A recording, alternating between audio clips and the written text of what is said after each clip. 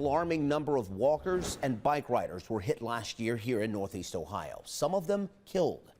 Nationwide, the number of people hit and killed by cars is highest in more than 4 decades. Michelle Nix with why Cleveland is determined to increase safety measures, whether you travel by foot, 2 wheels, or 4. About 100 people gathered at a local bar and restaurant to talk about the importance of keeping pedestrians and bicyclists safe on these streets. The numbers have spiked here in Cleveland and Northeast Ohio, as well as nationwide. Whether it's walking, biking, public transit, or a car that keeps you on the move in Cleveland, there's legitimate concerns about safety because there's been an increase in the number of cars hitting pedestrians and bicyclists.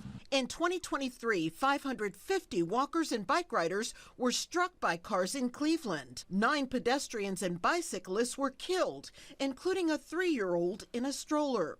That's why the City Club of Cleveland partnered with Happy Dog to hold a talk about pedestrian and bike safety, and it was standing room only.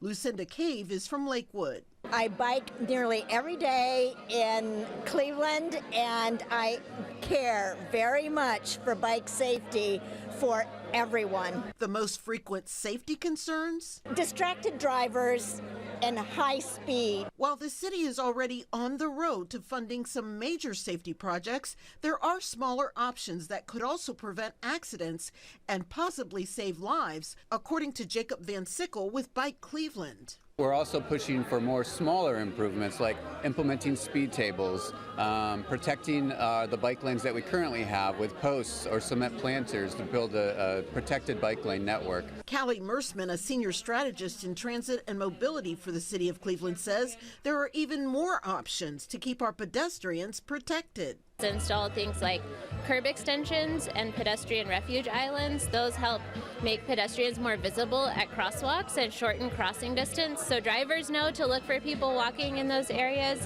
and pedestrians have a little bit of extra protection. Bike trails and more separated bike lanes could make travel safer for those pedaling where they need to go. But one major focus is to get speeding cars and trucks to slow down and stay focused not only on vehicle traffic, but those on foot or biking around town. Because more people than you think don't own a car to help them get to where they're going.